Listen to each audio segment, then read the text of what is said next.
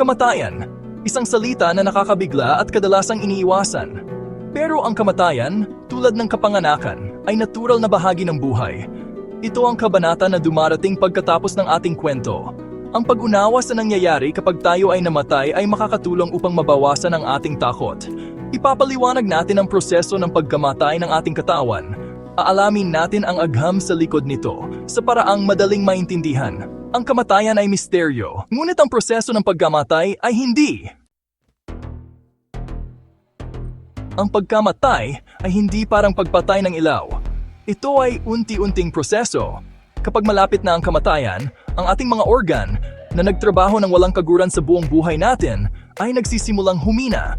Ang puso, ang ating masipag na tambol, ay nagsisimulang manghina. Nababawasan ang daloy ng dugo sa ibang mahalagang organ. Ang utak, ang sentro ng ating pag-iisip, ay nakakatanggap ng mas kaunting oxygen. Ang atay at bato, na mahalaga para sa pagsala ng dumi sa katawan, ay humihina rin. Habang humihinto ang mga organ na ito, sinisimulan ng katawan ang huling paglalakbay nito.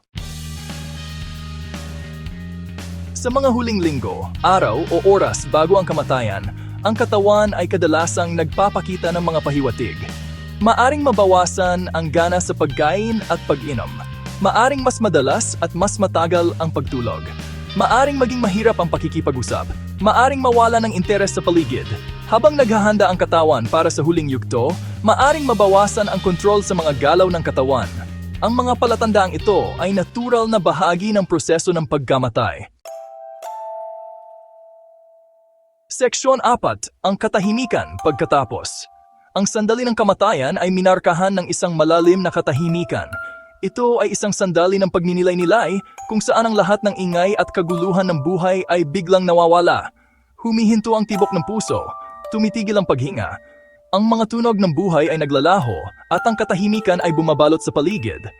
Mayroong isang pakiramdam ng kapayapaan habang ang katawan ay nagre-relax.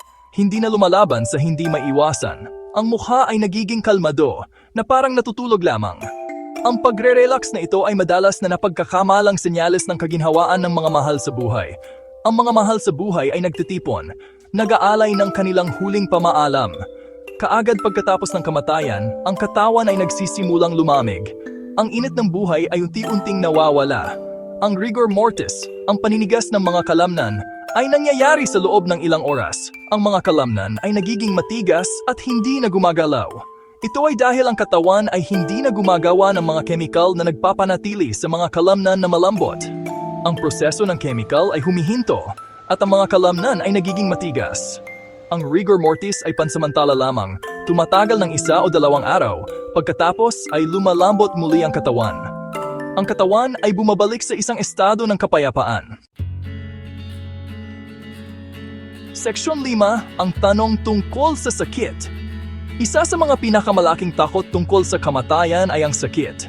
Ang ideya ng pagdurusa ay maaaring magdulot ng matinding takot at pagkabalisa sa mga tao.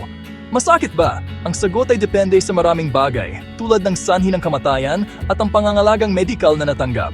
Ang bawat sitwasyon ay natatangi at maaaring mag-iba ang antas ng sakit.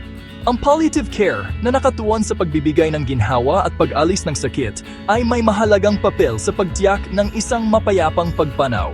Ito ay nagbibigay ng suporta hindi lamang sa pisikal na aspeto, kundi pati na rin sa emosyonal at espiritual na pangangailangan.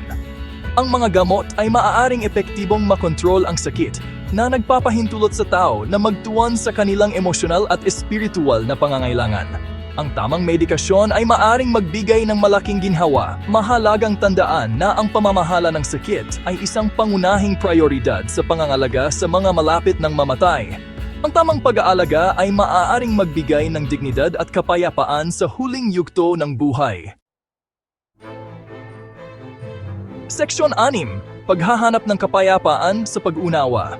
Ang kamatayan, bagamat nababalot ng misteryo at madalas na kinatatakutan, ay isang natural na proseso.